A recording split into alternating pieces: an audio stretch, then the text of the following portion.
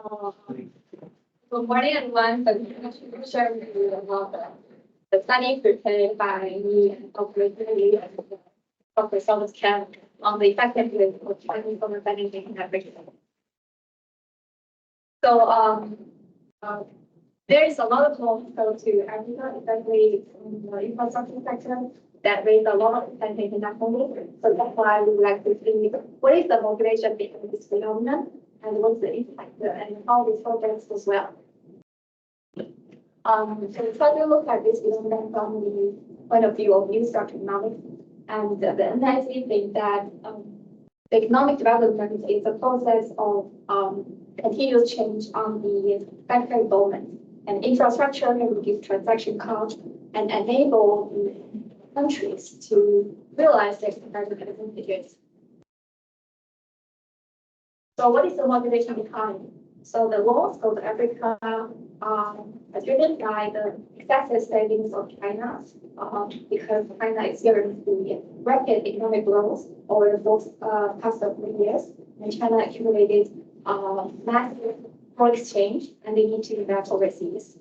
And also, China has built competitive advantages in the infrastructure projects that over the 40 years fast industrialization. For instance, China built the Three Gorges project, it's a hydropower station, and also China built the high-speed rail and the technology on information sector. So that's why China needs to export its infrastructure capacities. They need to look for the export market. And also Africa, they are facing with African countries. They are facing with infrastructure financing gap of more than around 100 billion a year.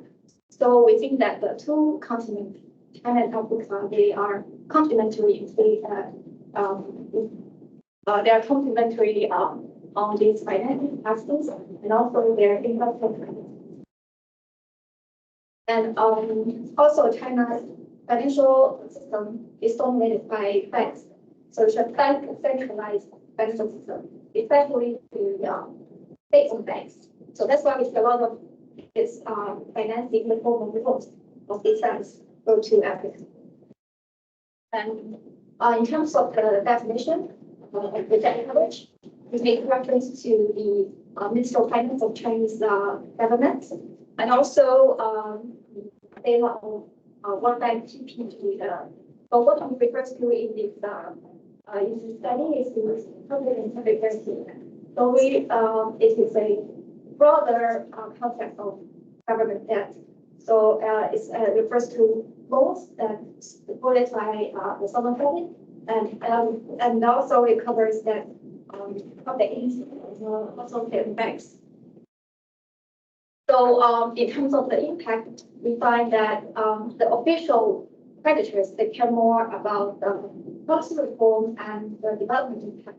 And the private sector, they're more focused on these financial returns. And in terms of the structure of the loan, we think the ownership structure is very important if we talk about loans going to Africa. So China's financing to Africa is driven by the official lenders that account for 56%. And also this loans goes to low income and lower income people. And in terms of the sectors, that one third of the loans goes to the transportation sector. And if you combine energy, ICT, water supply, those infrastructure related loans, it comes from like 30%. Could you speak up just a little bit because it's hard for people online to hear you? Louder, right? Yeah. Okay, sure. Thank you. And also we have case studies on every sector. So we try to understand the impact on the micro level, on the project level. So these are a few case studies. So take one case study, for example. This is the expansion of the Bole International Airport in Ethiopia, the capital city of Ethiopia in Addis Ababa. So in terms of the financial return, it makes the Ethiopia Airlines one of the most profitable airlines in African countries. And also for the latest phase of the expansion of the airport, the government can find financial resources in the market, so they don't need these official support from the Chinese official lenders. So that's a process of market incubation, and it's the experience of China development finance. And also in terms of the development impact, if you go to Africa very often, you will transfer your flight in this airport. So it also becomes a gateway for people visiting Africa. And so we think it's a very good example to the loans to provide public regional public goods to the communities. And also we try to analyze the case on the railway sector, because railway is the most expensive type of infrastructure in terms of transport. So China only finance railways in 8 African countries. So we can see their decision making is very discreet and prudential. So it's not like other type of transportation or the service sectors. The loans are well spread in like a lot of African countries. China only finance railway in 8 African countries, because the railway project can be very challenging in terms of financial management and the physical management. And for this project, it reduced the travel time reduced the half of the travel time. And also, many of the railways in these countries are the first railway built upon their independence. So it kind of become a identity self-discovery for their nation. And also, I think last month, China just built a railway university in Nigeria. So we think there will be more technology transfer in terms of transportation in African countries. And also this case studies, we know they cannot be generalized. So there are like thousands of projects in the database. We use the BU database in our Boston University, the China Loans to Africa database. So we try to see these impact on a larger scale.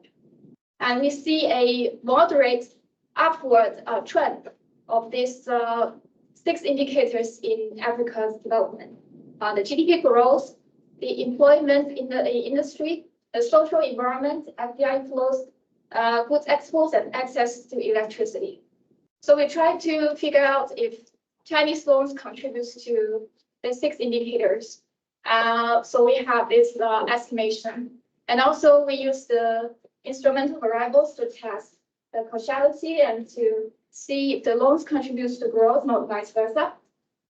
So it's a correlation that it's a positive correlation of Chinese loans to the growth and to the export and to the social development. So the baseline results just tell us the trend. And also the IB test give us a stronger, the test of IB is a stronger positive relationship between the indicators. So in terms of the structural analysis, in general, we see the official lenders, they are more capable of generating the positive impact comparing with the non-official lenders. So the non-official lenders are more,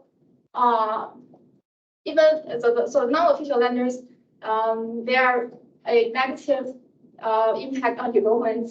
We think maybe their investments more related to the export and may encourage people to find jobs in this industry instead of to join the education.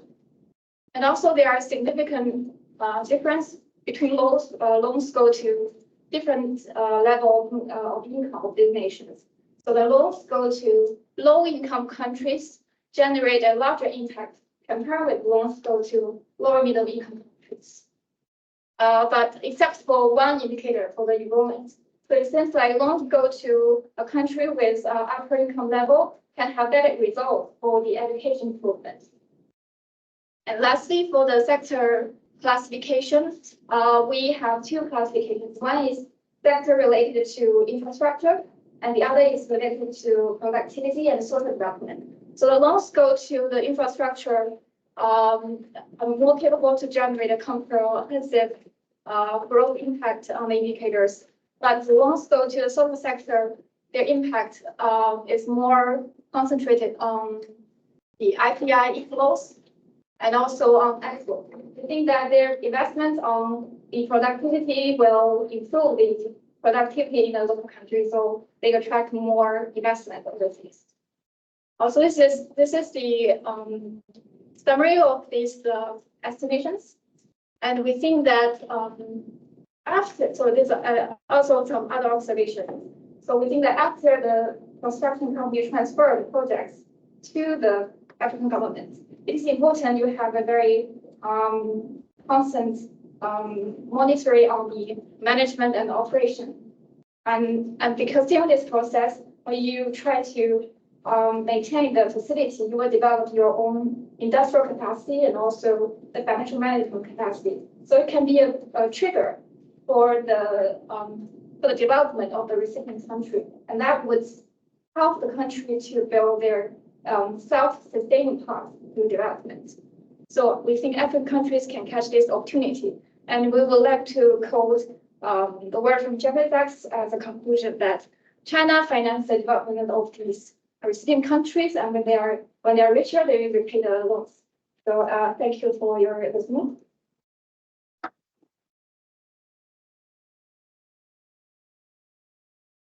Thank you. Next up, we have Lukas Franz presenting.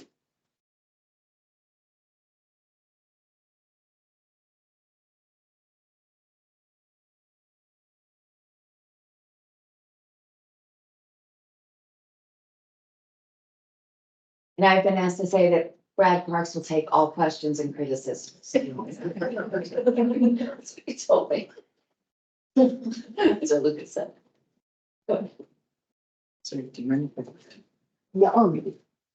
Christophe Was there. take this before. So thank you to the organizers for including this on the program. This is joint work with Sebastian, Brad Parks, who is here today, Carmen, Reinhart, and Christophe Trebesch. The starting observation for this paper is that great powers in history and today invest large amounts of money overseas, especially in infrastructure projects.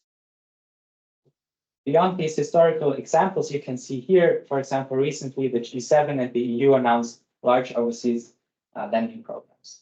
But despite this long history of state-driven overseas lending, we know very little about the returns of this lending. And the key reason for that is that there exists no systematic data on this lending at the granular micro level that allows us to measure these returns. And here in this paper, we fill this gap by focusing on China's overseas lending. Over the last 20 years, China has become the world's largest official or bilateral lender. And this is really the first time where we have fine-grained data to dive deep into the nature of these state-driven overseas lending and to evaluate their return and default risk. So in this paper, we address the question if China's project of the century, the Belt and Road Initiative, is a financial success. Here we bring together dozens of different data sources and have two main contributions and findings in the paper. First, we systematically estimate haircuts for Chinese banks. Here we build a new database on the terms of 48 sovereign debt restructurings with Chinese creditors over the last 20 years. And the key insight we offer here is that Chinese creditor haircuts are fairly small, especially in comparison to Paris Club and private external creditor haircuts in history. Then in the second part, we systematically estimate the financial returns on China's overseas lending. And here we're building this portfolio from the ground up. So we're calculating loan by loan, the contract and then realized rates of return for each of over 3,500 loans that went to over 100 countries and are worth around $1 trillion. Our key finding is that the realized real rate of return so far stands at 1.7%, and that this is fairly small, especially in comparison with other assets. But what we show is that this is not primarily due to restructurings and missed payments, but because contracted returns are small in the first place, with lending terms being more favorable ex ante for projects that are likely to come with broader economic and political benefits, and this is driving down the portfolio return.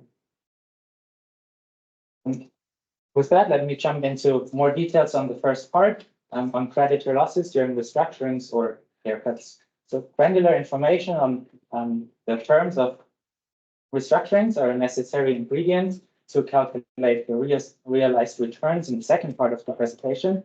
But here we face the challenge that there exists no systematic data on the terms of these Chinese debt restructurings. And we address this challenge by building a new granular data set that tracks these terms of all debt restructurings between Chinese state-owned creditors and foreign sovereigns since 2000. Here, we're mainly building on existing data sources that track the incidence of these restructurings, but we go one step further and systematically code the affected loan instruments and restructuring terms. We have granular details and haircut estimates for over 130 Chinese loans that have been restructured in around 50 different restructuring fields. And here we focus on distressed restructurings that typically involve a net present value loss. So we're not considering DSSI reschedulings here that are net present value neutral by construction. And the key insight from this data is that the typical Chinese debt restructuring is only extending the maturity or provides additional grace periods, but is not writing off any of the nominal value of the debts. To measure these creditor losses, we followed the established approach in the literature and compared the present value of the old and the new debts. And that allows us to consider both the characteristics of the old and the new debts, including any changes in the maturity structure or interest rate structure. There's always a debate on which discount rates to use here. Again, we follow the literature and use both market-based yield measures and also reference rate measures with other official creditors. And the key takeaway from this exercise is that the haircuts of Chinese creditors are fairly small. So here you can see Chinese haircuts over the last 20 years, with each circle representing one restructuring. The larger the circle, the more debt has been restructured. Again, the key result here is that Chinese haircuts are small, 12% on average if we're using market yields to discount cash flows. And this result is robust to the choice of the particular discount rate. And this very much reflects the nature of the typical Chinese debt restructuring that is not writing off any of the face value. One key question here is, how do these haircuts compare to the haircuts of other creditors? Data, for example, is more readily available for the haircuts of private external creditors. So this figure here has the almost 200 private creditor haircuts since 1980 to the figure you've just seen. And there are two things that stand out here. First, the figure reconfirms that Chinese haircuts are fairly small, around 1/3 of the average private creditor haircuts in history, meaning that Chinese creditors so far have avoided substantial losses during restructurings. And second, we can see that China or Chinese creditors might be at the early stages of a possibly longer debt resolution cycle. So also private creditor haircuts started from fairly low levels in the beginning, and as the resolution cycle progressed, haircuts increased over time. So if this history is any guide, and if the current debt distress persists, larger losses may lie ahead. And as you can see, the recent Zambia haircut that was agreed on within the common framework get an estimate of 40 to 50%, depending on the discount rate. And this is really the first time where Chinese creditors take a significant loss in a large debt restructuring. Given these small losses, how high or how low is the financial return on China's overseas lending? And here, the central idea is to calculate and to compare contracted or ex ante rates of return with realized portfolio returns. And we're building this portfolio from the ground up, loan by loan. There exists no market prices for these loans, unlike for bonds. So here we're calculating internal rates of return that measures the average annual return over the life of the loan from commitment to maturity. It's defined as the discount rate that makes the present value of all cash flows equal to 0. And calculating returns loan by loan requires two ingredients. So first, we start by computing contracted or scheduled debt service payments using information on commitments amounts, grace period, maturity, and interest rates for over 3,500 loans that have been committed between 2000 and 2021. This data comes from the most recent update of the AidData database on China's overseas lending that's publicly available.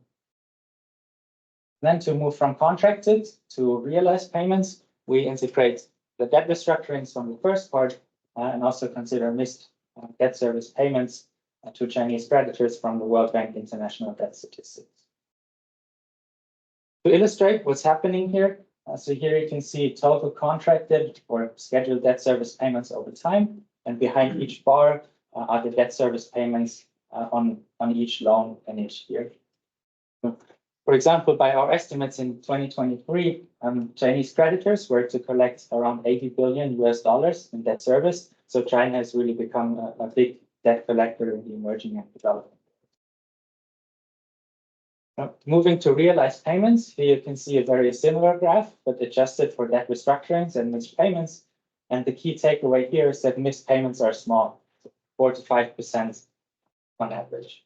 So what we have in hand here is the contracted and realized debt service payments on each loan that allows us to calculate the rate of return on each loan, and then we can very flexibly aggregate these returns to country level returns or aggregate portfolio. And here you can see the global distribution of country level returns, nominal returns. The darker the green, the higher is the agreed on or contracted rate of return. The more interesting question here is how does this map or how does this distribution change once we consider that restructurings and missed payments? Focusing on the ex post returns.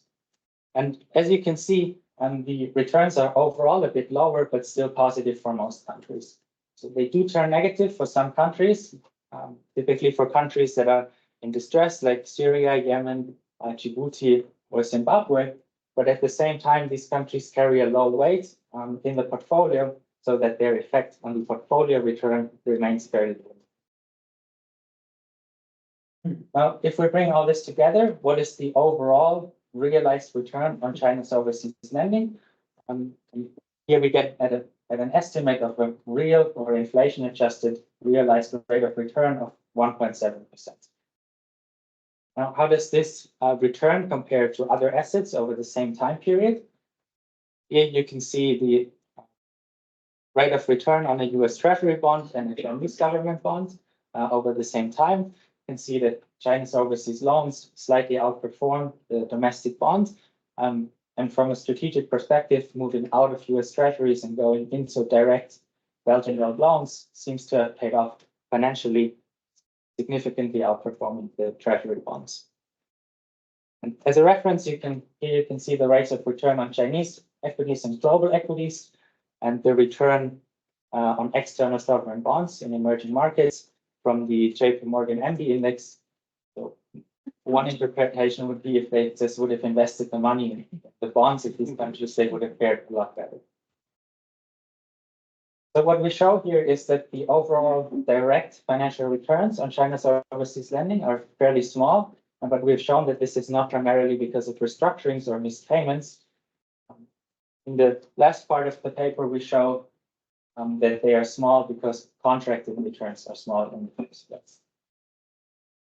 Here we're using the granularity of our returns data to understand which loans receive more favorable terms and which don't. So here, for example, you can see the distribution of ex-ante returns across loans that we exploit here. In particular, we test two distinct hypotheses and analyze if projects that facilitate Chinese exports or foreign market access, as well as support China's political influence abroad, come with particularly low financial returns. And as you can see, we have various measures for these. So of course, the whole idea of this test is that we're talking about state-driven lending here. So these Chinese state-owned banks might not only follow narrow commercial objectives, but might take the broader strategic goals of the Chinese economy and governments into account. And just very briefly, this is what we see in our granular data. Here, each bar represents the difference in contracted or ex-ante return relative to the average Chinese overseas loan. So that negative values here in this figure indicate preferential or below average financial returns. And as you can see, there are certain projects that receive a lower ex-ante rate of return.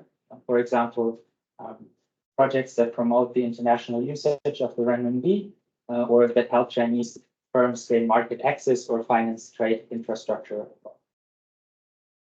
So overall, the key takeaway here is that Chinese creditors seem to be willing to give up some financial return when financing projects that may achieve non-financial objectives of the Chinese economy and the Chinese government.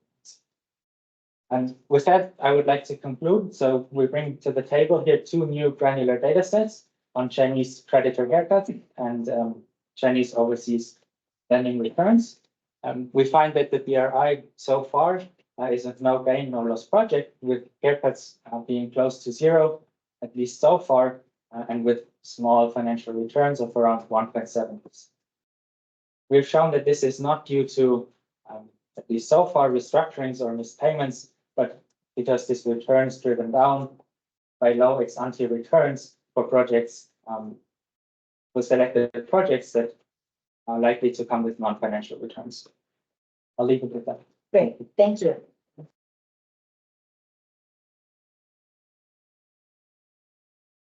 So astute observers will note that we now have an actual chair as well. Frederico has joined us. We'll hear next from Paola Subacchi.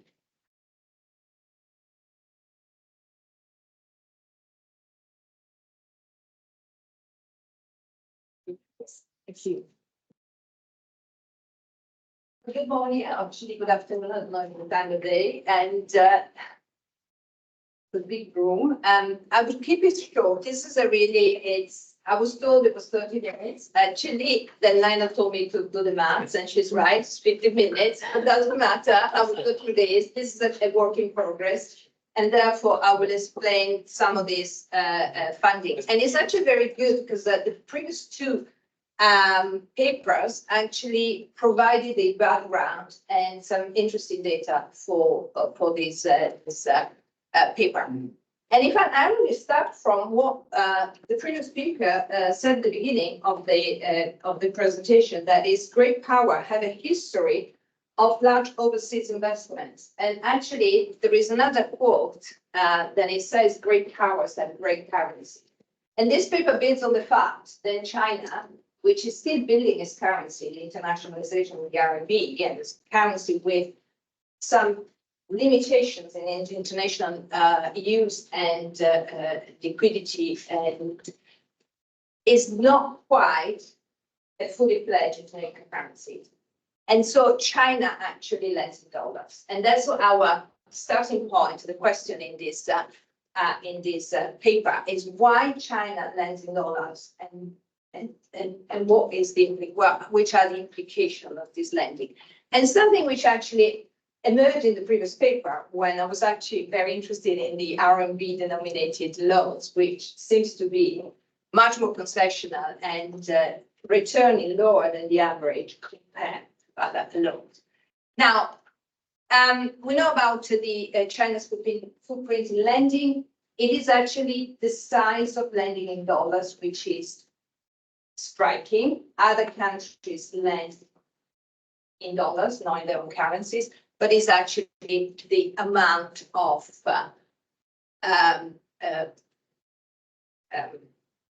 lending in dollars. So we built on the Ronnie McKinnon's theory. There's something that it didn't quite develop fully, is the theory of being an immature creditor when a country lends in dollars or not in your currency. And so the argument is that China is an immature creditor because of capital controls, because of interest rate ceilings and other regulations, and therefore we cannot lend in his own currency because the renminbi is not fully convertible. And it definitely was not fully convertible at the time when Wang was writing about this China as an immature creditor, i.e. More than 10 years ago. And so the theory is that saving surplus, and something that emerged in the first paper, need to be intermediated. So the fact that China has a much larger current account surplus, again back to 15 years ago, means that this surplus needs to be intermediated somehow. And due to the controls, then the authorities need to use these dollar claims, accumulate dollar claims on non-residents, i.e. official reserves, and also they need to make liquid overseas investment. And that is the theory. And what we say is that McKinnon's argument is very, very specific. It's basically very much focused on China's macroeconomic policies and on the maturity mismatch between foreign assets and liabilities. It doesn't make any distinctions and doesn't really drill into the mechanics of lending, and doesn't make any distinction between instruments, direct loans or bonds, and also focus very much on the period and the period from the late 2000s to 2012. And when the current account, China's current account, had a very, very large surplus, and exchange rates were relatively inflexible, and an initiative like Belt and Road, which I saw of, were not yet in place. So we test the McKinnon argument, and so we need to really test the assumption that China's loans are actually primarily dollar.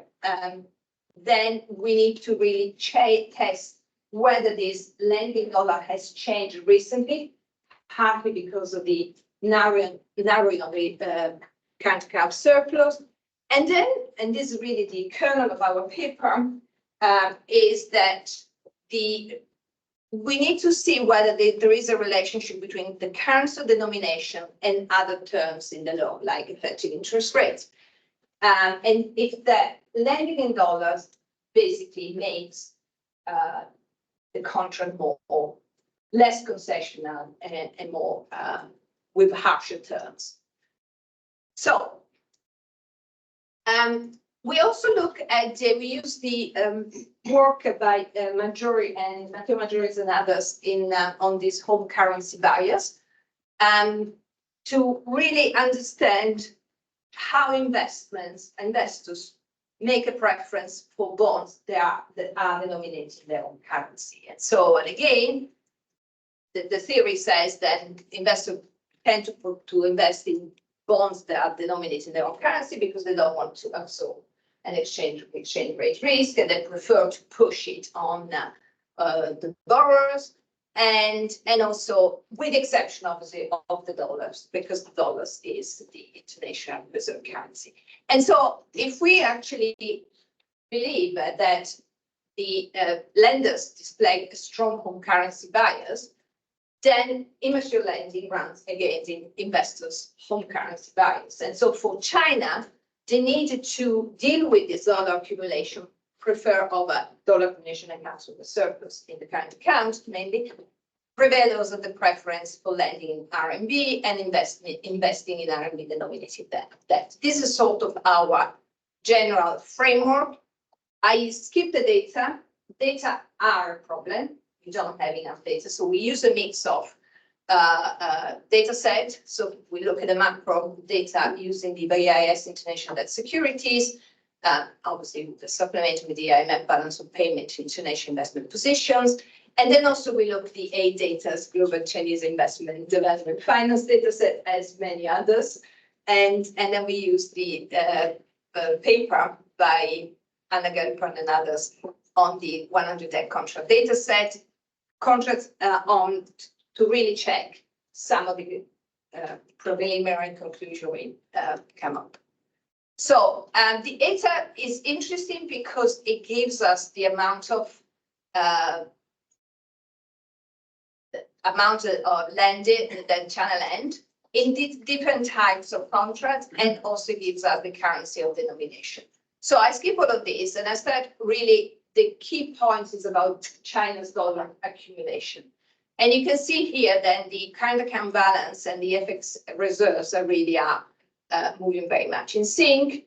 And if you look at the China's international investment position, you can see that there is a change in the, first of all, in the accumulation. So we move from about $800 billion in 2005 in reserves. In the total assets is 1.2 trillion in 2005 and 8.9 trillion in 2020. So these data obviously are expressed in USD. And what is interesting is that the reserve assets, so the FX reserve, were about 67% of the total assets in 2005, that down to 37% in 2020. So big shift in 15 years. Obviously, the numbers are huge because we talk about even 2020, and there is not much difference in the most recent data. We talk about $3.3 trillion in FX reserves. What has increased is the direct investment, equity and investment fund shares, is now a quarter of the total asset, and the debt instrument, which is also almost 1/4 of the total asset. So there is this shift, this big accumulation of assets, and we assume that most of these are in dollars, and a shift of composition in these assets in 2020. So the question is now, how much of this is in dollar, how much is in RMB? And so we estimate this, and we make some bold assumptions. So we're not showing it works, but I presented this paper in Beijing, and people assure me that it's actually we are on the right track. So obviously, your feedback will be extremely helpful if you work on this data. We expect some data probably will change, but so far we have seen some kind of, we see some consistency with other work done in this area. So basically, what we try to test is what is the direct, the share of direct loans as opposed to debt securities, and how much is the share in dollars and the share in RMB. And so we make some bold assumption, which I will spare you because of the sake of time, and I've got 5 minutes exactly, so I don't have much time. So, but one thing is interesting here is, first of all, the change, the international debt in RMB, it can starting from basically 2015 and going onward, you can see that there is more debt issue in RMB as previously. And then again, that is the other chart on the right-hand side. You can see the numbers are actually tiny, but there is this trend, and the trend is towards it lending more in RMB. So what we do also, we look at the data for the World Bank International Statistics, and basically the conclusion is that more than most countries have more than 50% of their bilateral debt to China in dollars, and the residual share is not in dollars, is actually in other currencies. They're not specified in this data set, but we assume it's RMB. So basically, the majority of these direct loans, our conclusions, are in dollars, and so China lends in dollars because of the large accumulation. Now, going down to partner lending, what we see, we look at this project and we divided them in currency of denomination, and you can see the number of projects in dollar are 66.5%, but if you look at the total amount, is by far is even larger. It's 80% of the total amount lent is actually in dollar. Let's keep that. And again, this share is slightly going down. Most of the dollars are, as we heard before, provided by state-owned policy banks. So 50% of the dollar-denominated loans, and 58% of those denominated in renminbi. But the dollar-denominated loans tend to be more commercial, and so 1/4 of these loans are provided by state-owned commercial banks with more commercial terms, and the rest is provided by government agency or state entities. For the RMB denominated loans, 58% are provided by the policy bank, and so and various state entities, and including 44 are the government agencies, Minister comments, and then even the PBOC. So what we see here exactly the same kind of observations, and by far is that the state-owned policy banks are the bigger providers of loans in dollars. Well, traditional. Let's look at maturity, because the maturity shows then there is actually an element of more concessionality in CNY RMB denominated loans than in dollars. And in fact, most of the loan in RMB, denomination RMB, actually have a maturity of more than 10 years. And some of them are also interest-free. And the interest rate shows, again, more or less the same. So dollars tend to be more commercial, denominated in RMB tend to be more concessional. And then again, we have those things. Let me jump to the preliminary conclusion. So Chinese lender, they lend in dollars, demands high interest rate to offset a wide range of credit risk. So, lending in dollar is a risk because obviously it's increase the credit risk vis-a-vis the borrower, and also creates a currency and exchange rate risk for the lender. So country borrowing in foreign currency may face lower interest rates when borrowing from a mature than an immature creditor, but we need to really test with some comparison here. And for borrowing country, it might be cheaper to borrow in renminbi if interest rates are lower, because there might be additional costs that are associated with limited availability of international liquidity of the renminbi. So basically the point is why, again, accumulation of dollars explained this massive amount of lending in dollars. Data are probably needs to be further refined, but the indications are pretty clear, and I don't think there will be any surprise there. The question we are still juggling with is why we have this different type of conditions, and again, more work will be done to understand exactly what means. What is the difference between dollars and renminbi in lending by China? Thank you.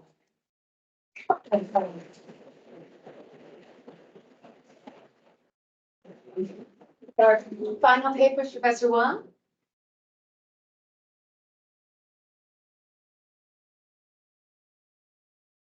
Can I sit there? Yes, of course.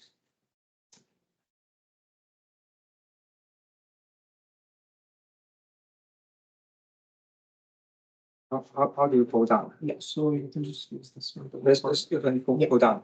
This one go back. Yeah. Okay. That would be good.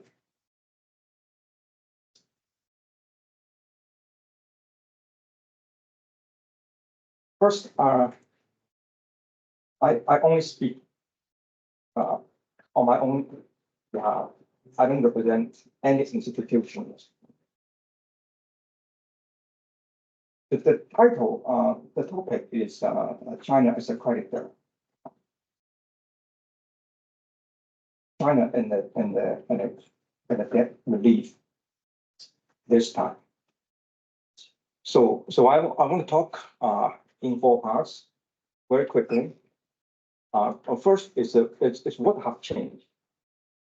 Now, in recent history, large number of low-income countries or poor countries in debt distress or at a high risk of debt distress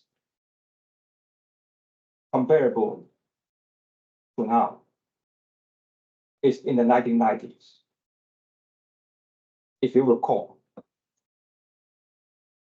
after the Latin American debt crisis, then in the early 1990s, this morning people's talk, many study at that point, 1996, highly indebted full country initiative was launched, right? After succession of Paris Club, debt treatment, one term after another, MPV reduction and higher. And you name it, Naples term, Toronto term, whatever. In 1999, it was enhanced, faster and wider and deeper. And after established track record of 3 years and decision point and the fund and the bank monitor the structural reforms and for the completion point in the large rider of forgiveness of bilateral debt. Then even that is not enough. By end of 2005, it popped up to MDRI, the bilateral debt reduction initiative. What was reduced, including AidData's loan, 10 years grace period, 40-year maturity, 0.5%. You can call interest rate, but really a commission. Virtually free. That was cancelled. So that's why I want to compare now and then. Oh no, it is wrong. How can I go back?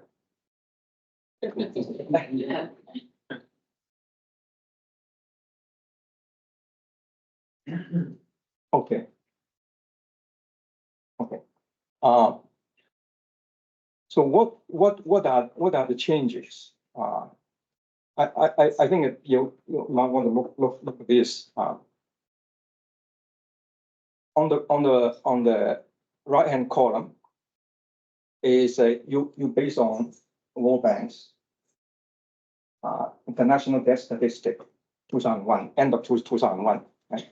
You calculate the low income country and lower middle income country by 2001 definition. They are public guaranteed external debt as a share. Right, so that's right hand column. And in 1994, I go back, look at the world debt table. There's no IDS at that time. And I pick up Sub-Saharan Africa. So if you look at this number, what do you get? You will see the following observations. The first observation I want to bring to your attention is official bilateral creditors lost their position. They used to be the largest creditor,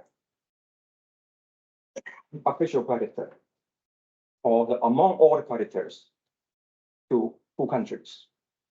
I think this chart give you more. This is Sub-Saharan Africa, and I'll borrow this chart from John Hopkins' China African Research Initiative. You look at do you have a point? No point. 1990s. The blue color and the red color, the Chinese lending. The blue color is all other bilateral creditors. And these two are multilateral, right? And these are the markets. The purple is bond. Now it's here. So after HIPIC, enhance the HIPIC, then MDRI, that's where we are. So the first observation I bring to your attention is the official bilateral creditors lost their position, and China now become the largest bilateral creditor, and Paris Club as a group, but now Russia later on, but in the 90s, is all OECD countries, advanced economies, no longer as a group. And the fact is very simple. After HIPIC, would you still lend? Of course you don't lend anymore. And this fact has important implication for the day. Because at that time, bilateral official creditor, Paris Club, debt relief per se is enough to lower the two countries' debt to sustainable level. Like if that's not enough, then it's popping up to MBI. And Paris Club members are also the largest shareholders of the bank and the fund. So coordination between providing financing assurances, providing bilateral debt relief, and top up by multilateral and the fund new money and program, and eventually IFI debt reduction. Coordination, no problem, very well, because essentially the same group of board. In fact, all in the end, when we say official creditor, we are talking about taxpayers' money. The Wang's country's taxpayers' money. So behind them it says taxpayer, right? So that's it. And this features of then compared to now have a fundamental change. So that's why we have a problem with international debt architecture. So I will come to that because we talk about the challenge to the Chinese lenders, creditors. And this morning, everybody talking about China. Do you think China only have one creditor? There are many creditors. Immature. What way? Right?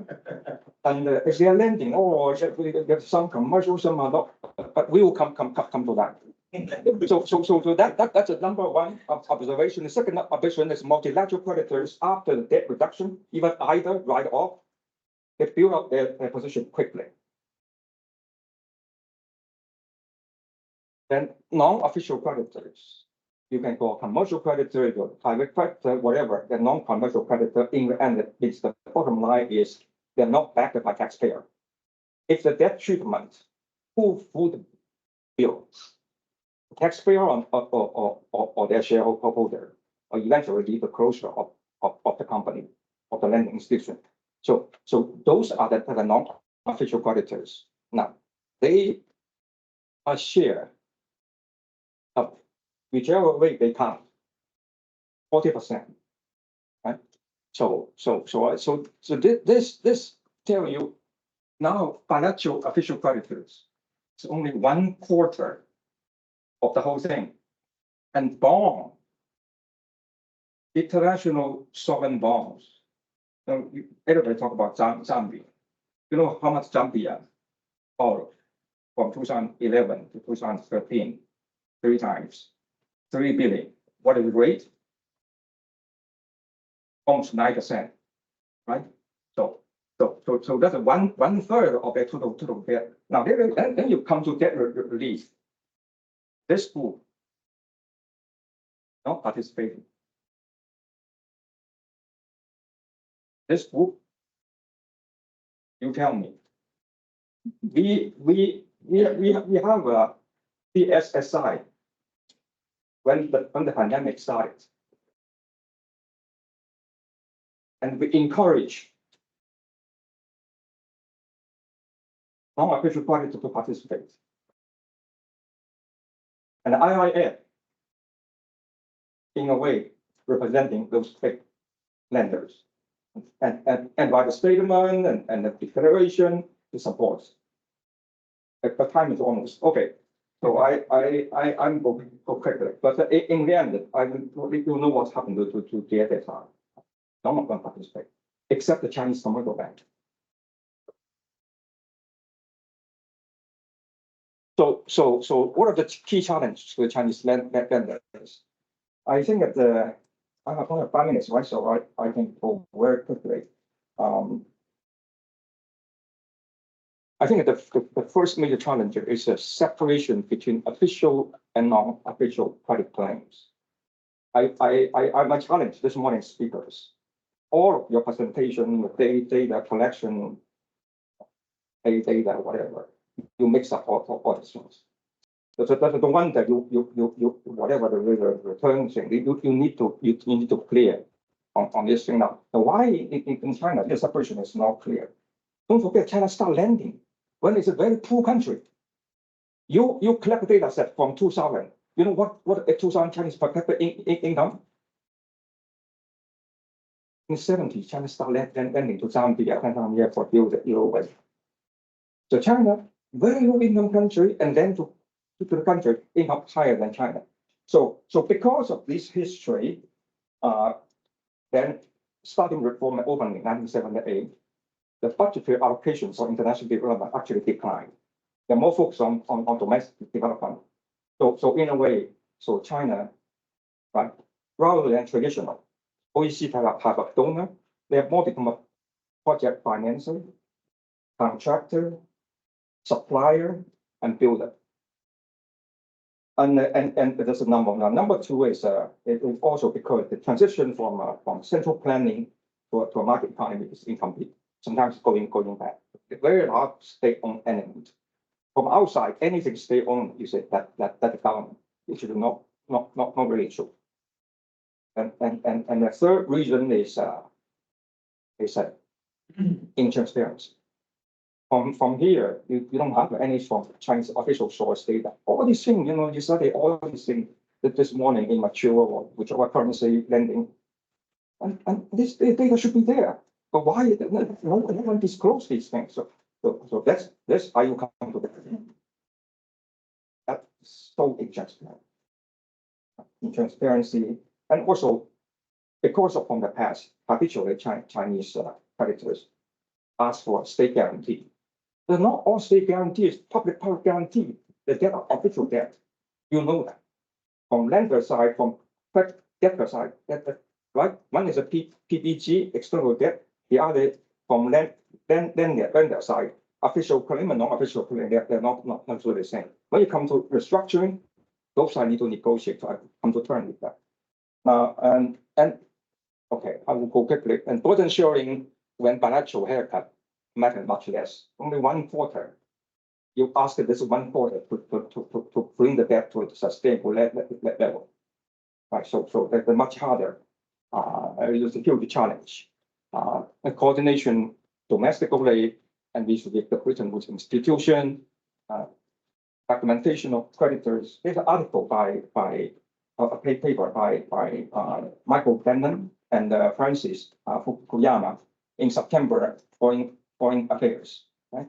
So that you can read. Basically, the problem with the Zambia debt restructuring is that BRI debt should be in one category, go to restructuring. IMF should change its lending policy, tighten its lending policy. Yeah, 1 minute. I should end here then. So there's all these things, domestic financial stability, blah, blah. So possible remedies, you can see then the future of the development by financing. I think we have time to talk about this. Okay, I'm going to end it here. Great, thank you, Christophe.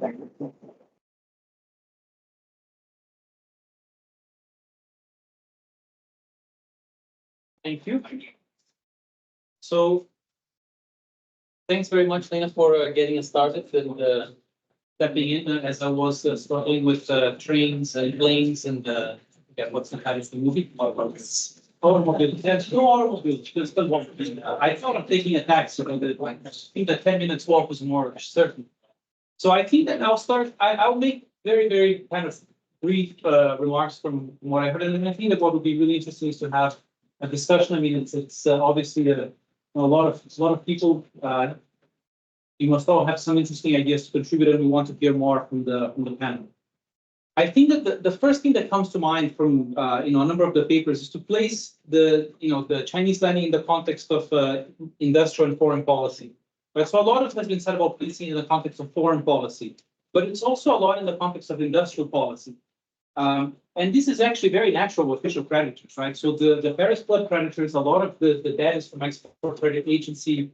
So official debt has a lot to do with industrial policy, and I think that it's important to keep in mind that that's what is driving some of the trends that we've seen. So one of them is the fact that a lot of China's industrial policy, the export-led growth, meant that it was interesting to have a currency that was not overly appreciated, especially as China was running these very large current account surpluses.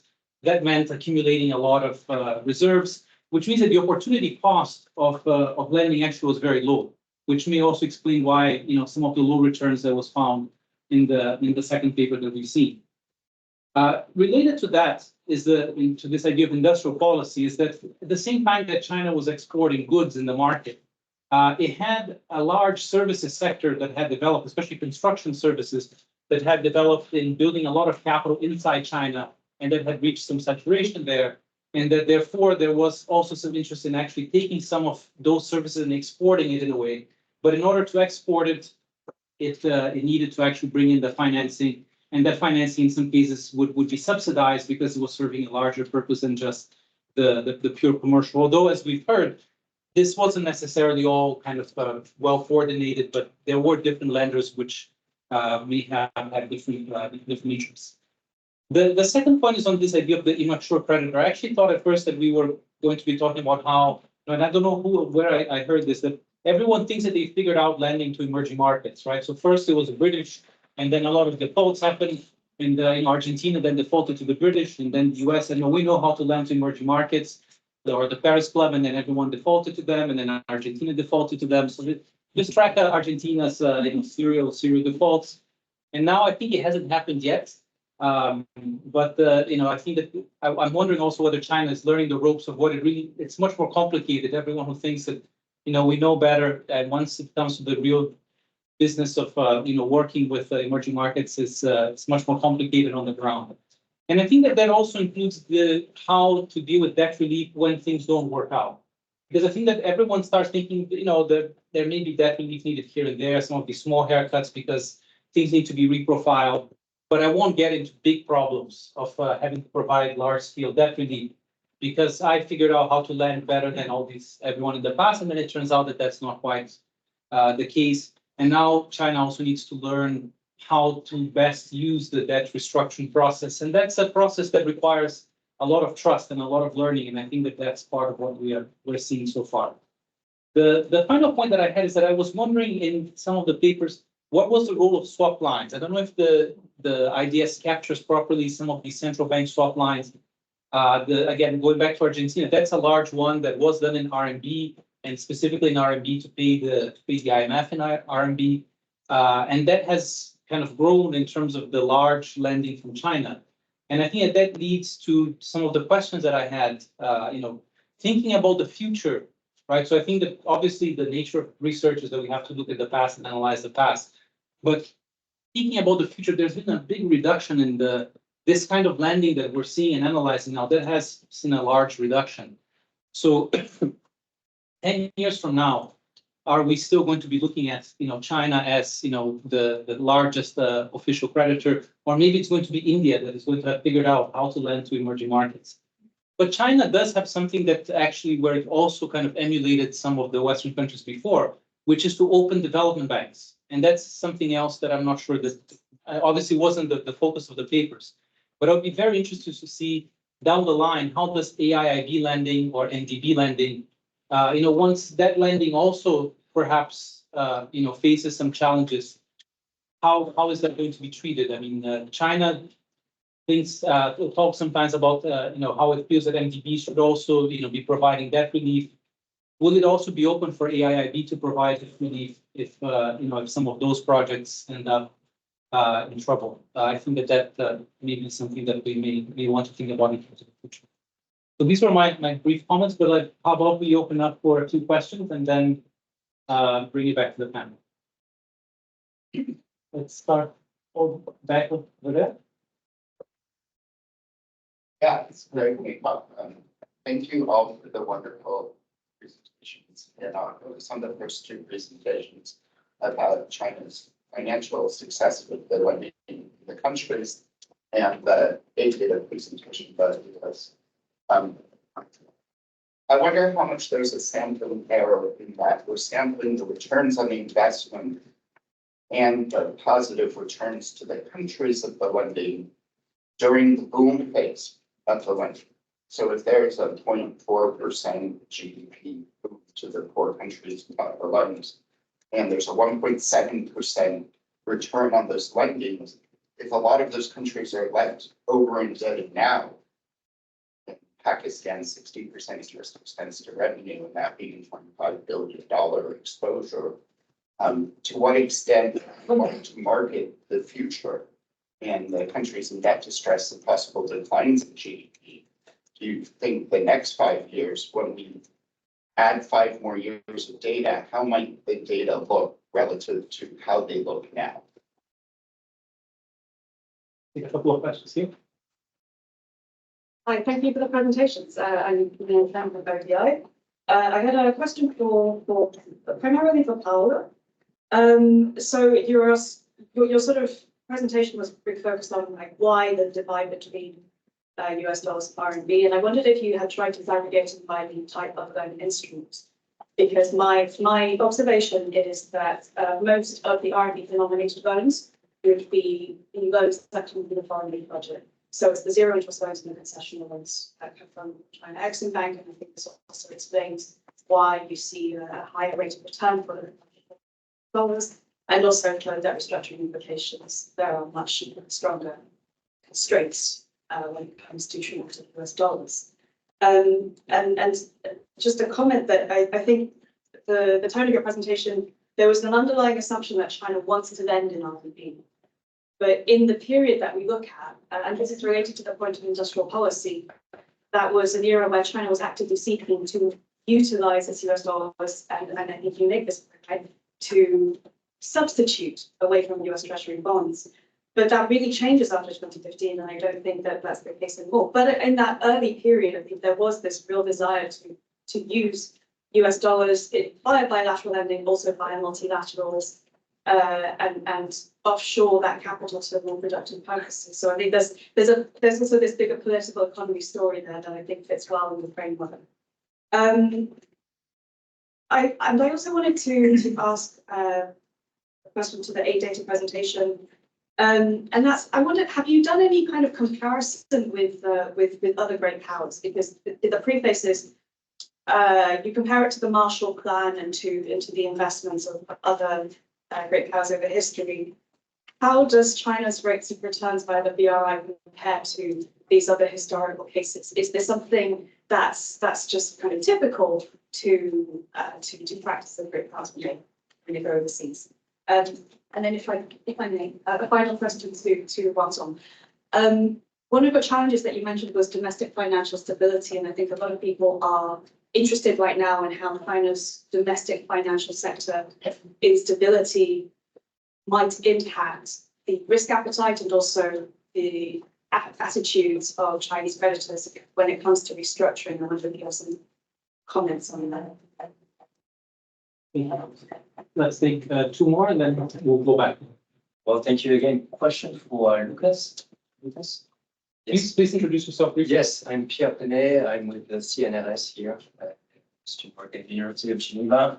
I think, this is an interesting talk, but I think we need to go, we need to look beyond haircuts. Your presentation is focused on primarily on haircuts, but debt forgiveness and taking a haircut are not the primary course of action if we consider China. Instead, the focus in many cases, the focus has been on maturity extension, and you talked about that, and also on the seizure of equity stakes, for instance. Venezuela is an interesting case, actually, when we think about it. Its debt was never restructured. It might be, maybe next year. Venezuela defaulted. I mean, as far as I understand the story, it defaulted. It didn't repay in time and in full. Payments just stopped, and there was no haircut. So I think we need a fuller approach to debt management if we want to capture how China compares to other creditors. And I was wondering if you had given any thoughts about that. Yes. Thanks so much to the panelists. My name is Alexandra Dykes. I'm at Concordia University. I have a question to Brad and Lukas for your paper. I was wondering, when you benchmark the return against sort of alternative holdings, I'm also wondering how that compares to the cost of financing for the different Chinese lenders, and whether you can distinguish between different Chinese lenders. Picking up on some of the comments later in the panels, we look at the heterogeneity of different lenders. And so based on whether they are financing themselves primarily through issuing bonds, and then how we should think about their rates of return to the cost of their financing. And then Professor Wang, I was wondering, you emphasized this distinction between commercial and non-commercial is obviously a holdup in contemporary debt restructuring challenges and this need for clearer conceptual distinctions. And I was wondering what you think could bring us the sovereign debt world there. And I'm wondering what the bridges might be between, the way that Chinese policy banks, financial institutions have been set up and how OECD creditors are set up. And the fact that my understanding was that some Chinese policy banks learned lessons from Japanese policy banks, but also German, the German Development Bank. So what might be some bridges between different conceptions of lending that could help in development? Let the panel take these questions, and I will start the next round with you. Go ahead. Or not? No, because I know you wanted to put a question, but let's say we have 4 questions. Why don't we start? Oh, okay. Yeah. I think the 2 questions are similar. So the distinction between official and non-official creditors. Now, in the context of Paris Accord, it's very clear. Official creditors are government and they are organizations, they are institutions. Now, but this definition in the context of Paris Accord is very clear. Right? In the end, it's a taxpayer money. If the debt restructuring, who bill? Taxpayer, public finance. That's just like the World Bank. The World Bank, do the debt relief, who for the bill? The shareholder. And the shareholder behind them are their taxpayers. Now, if you apply the same, because in China, it's so many different organizations. And if you talk about policy bank and domestically, it's all messed up in a lot of talk for internal consumption. Everybody compete for attention. Externally, and they are various things of inventive ways. Right now, those are made by Chinese Development Bank. So they talk about development, banking, and those things, going beyond the border. Now, my book, talk about this thing and critically looking back for this thing. But I'm not trying to talk about this thing. But I think it comes back to the definition is any debt restructuring or debt. It was financed by budgetary allocation, budgetary subsidy, and debt restructuring, right? The hit on their balance sheet, on their capital, undercapitalized, or the bill would be filled by Chinese taxpayer. And that, in my definition, is official credit, official claim. All others are non-official. If they are hit by haircuts, and nobody give them to capitalize them, they go out of business. So they are shareholders. Now these shareholders, some of them could be state-owned, local government, whatever, state-owned enterprises. They wipe out their shareholders' capital, and that institutions should go bust. And those do the lending to the whole company. Unlike Michael Kenh and the Francis, who Yang said, it is a developed country shareholder to pay our Chinese, pay for the Chinese bad lending district. We need to make clear this distinction. Now come back to the financial stability. Now all the lenders,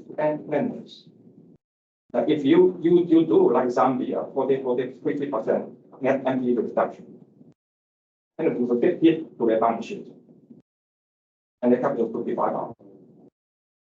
Now many of these banks, they are looking to move back. They issue bonds domestically, and then outside. So they are born, in fact, is often as a benchmark in domestic debt market, kind of a huge debt market. So this is a systematic outputs for the next financial stability, unless beforehand, right? They have doing mitigation, inject capital time based on so forth. Then that another question is public finance. And I have last part talk about future development financing. You might all concern official land lending. In fact, the lending already declined a bit before the pandemic.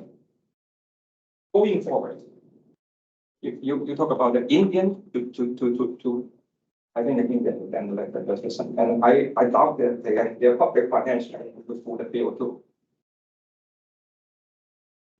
In future, we know no Indian country. They unlike emerging market, right? They rely on official financing, and I didn't finish on the time. I think the MDB, you continue many advanced economy, they don't lend bilaterally and they channel through the MDB. But MDB, we know that debt relief. Now you say this time you don't participate, but one day you may. Who knows? So this is why I think in my out dealing with the challenge, I have a proposal for MDB. They should try as much as again either, right, to provide grants or highly concessional land for the IMF. Don't give them 3 years, 5-year market terms. And you build up the PV. So and repeat it, get reduction by multilateral institutions. Discredit your lending mechanism. Eventually, this institution will become lending. And when you look at all across countries, developed country or emerging market economy, they look at their leverage, they look at their public finance. In the future, large sustained increase in grant is not likely. This will stay the shrinking population are aging, get entitlement up to here. So I think that my answer to your question on the distinction between official market, I think that's very, very important. Because ask for Chinese taxpayer to bear all these costs is simply unfair. And they're alone, now we have huge difficulty domestically. And it's at the core of the domestic coordination. Somebody will have to put it. Okay, I think I end up my talk here. Talk too much. Xinyue? I would like to share some of my own opinions about what this project will look like in 5 years. Like, I think, well, so why we did this report, it was because like the World Bank, they have the review of their projects, and I think it's in the 1980s about whether the project have achieved their goals for investment. And before that time, the World Bank did not have this mechanism. So I think it is the same with China, that when we evaluate this type of development projects, usually it lasts about like 10 years or 20 years. So it's not like some of these projects of the private sector that receive financial return in a short period of time. And when you evaluate this type of development-oriented projects, we try to think about what is the right mechanism to evaluate the impacts. So we try to add more elements of a development point of view. So in terms of the railway projects, we still try to evaluate financial returns or the burden to the fiscal balance. So most of these projects are not financially viable. Even in China, that the railway investment, I think only the China-Shanghai railway is financially viable and it's public right now. But for the other type of investments, to build more railways and lost more money, I've been in China, but they have a impact for the economies. They have offset externalities, and in China, like I traveled to Yunnan province last week. So Yunnan province is a province borderline with many of the Asian countries, and China even builds a lot of infrastructures on the border, really populated. You have signals to your phone, and also China build railways in some of the remote remote provinces, like the western part of China. The East China, the eastern part is populated, but if you move to the inland and to the western part, it's not really populated. And if you build infrastructure in these areas, the density of population will increase your return in terms of investment on infrastructure. But we think that the investment on this infrastructure is essential for the economy. It brings positive externality to the local population. So we think if we evaluate this type of projects, we need to concern more about how it may contribute to the long-term development impact to the local economy. And so far, we try to encourage more discussions on how we should build a framework to evaluate this type of development projects. So I think it will be it's not only for Africa. It's gonna be a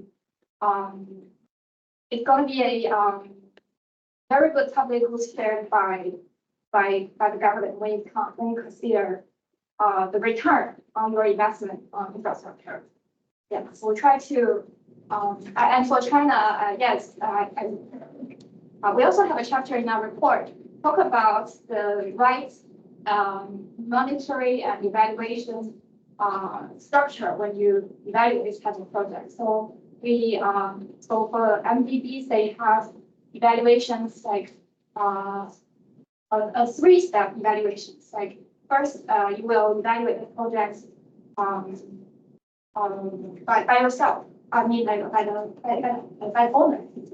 And the second level, the bank will, the creditor, the bank will give a assessment on this project. And the third phase is for an external partner to do a evaluation. So this process may happen after the project's built, like even after 10 years after the project was built. So we think this type of framework is essential to ensure that we have a well-functioning facility that that meets our expectations. So when we consider this this type of investment, it is a massive investment.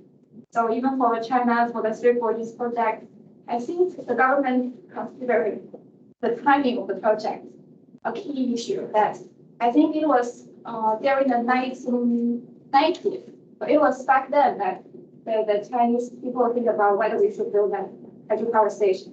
So we have been discussing that project over decades, and the government consider whether you should build it now, many years later, or many years previous.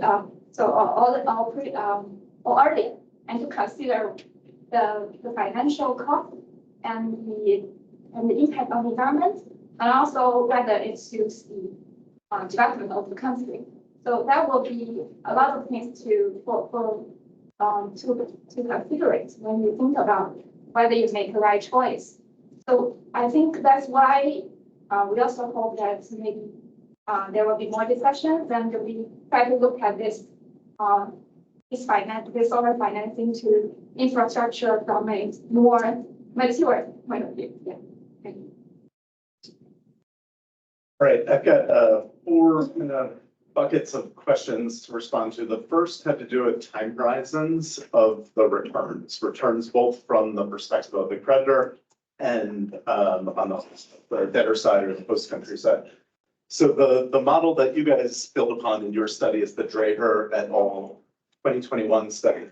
Something that's in that study that hasn't gotten as much attention is that it does look at the timing of the benefit accrual.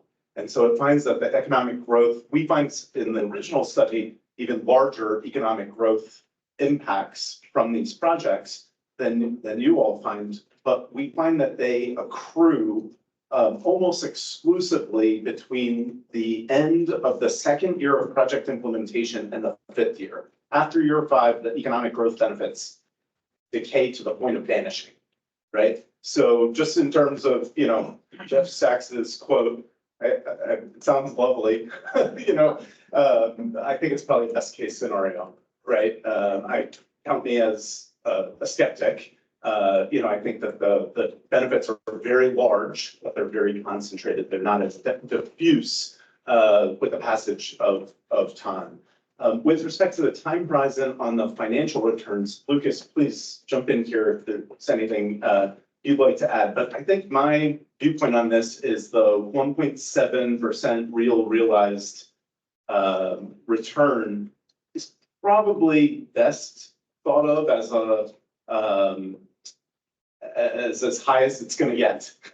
It's probably only going to go down with the passage of time, just because if past is prologue, the 80 reschedulings that we look at are at a relatively early stage in the life cycles of these loans. Many of these loans have only exited their grace periods in the last few years. And if you think about what happened in the 1980s, you have serial reschedulings, right? So we characterize this as kind of a preliminary assessment, precisely because if we were rerunning this 5 years from now or 10 years from now, there will probably be multiple reschedulings of the same loans, which is going to place downward pressure on that return. Now, if for some reason interest rates in the US remain really high, that would place some upward pressure, but yeah, jury's out on that.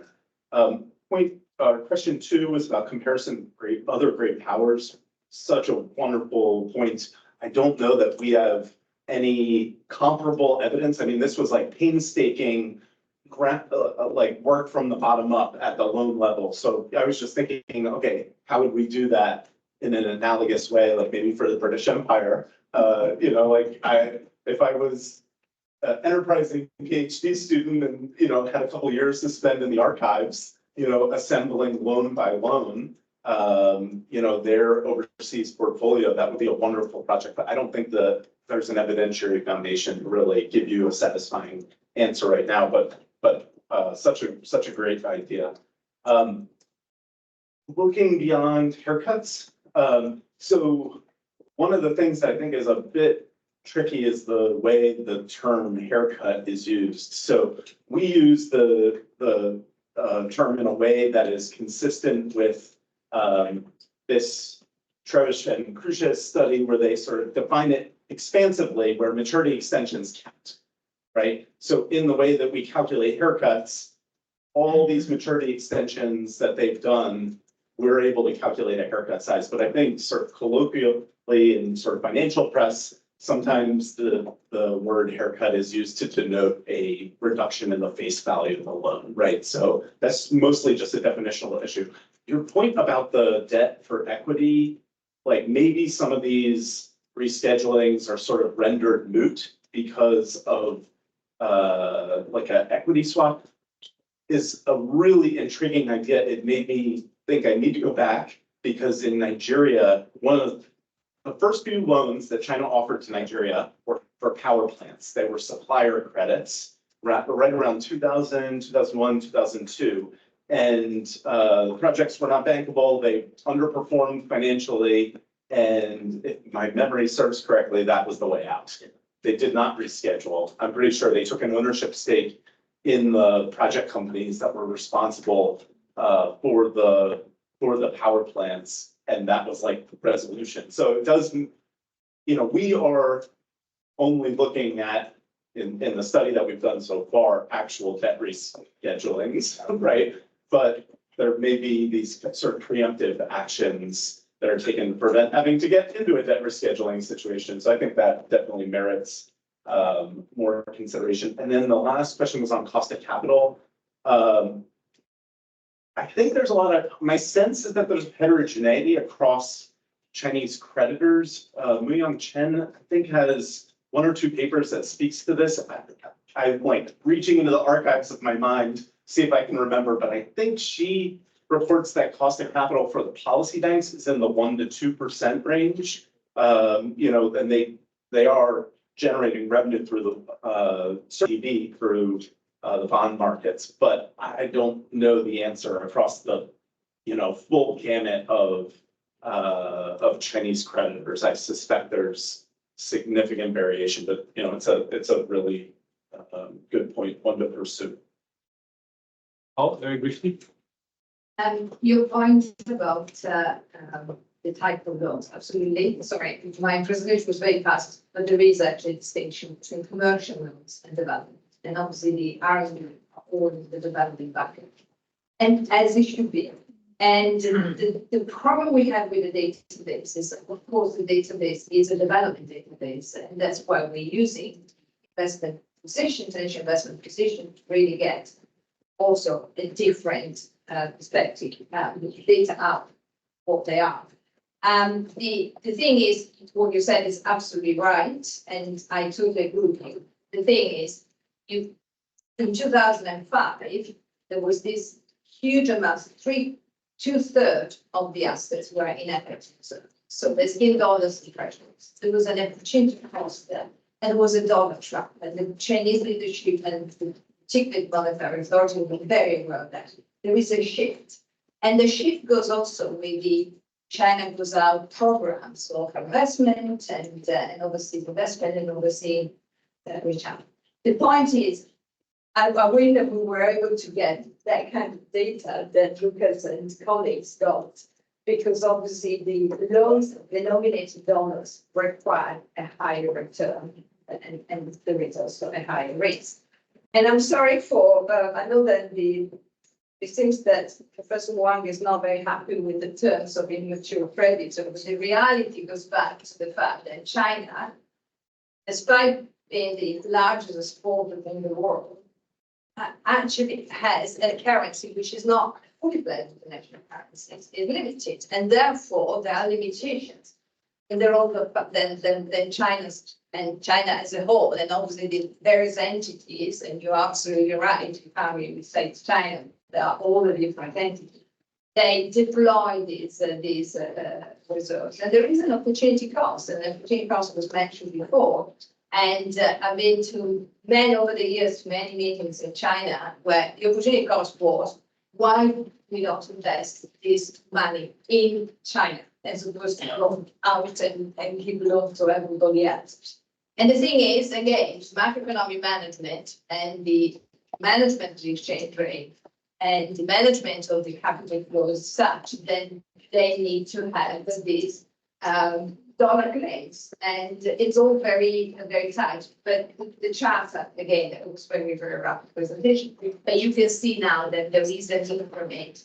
Tiny one, but there is a trend towards lending more in RMB and using more the RMB in external finance and ideally in trade. And we saw already with same that it's happening. Maybe if I may just refer. We're very, very fast on Okay, time. okay, so then. Then we do by industrially. No, it's not so much, I don't like the term, I think the term, it's okay.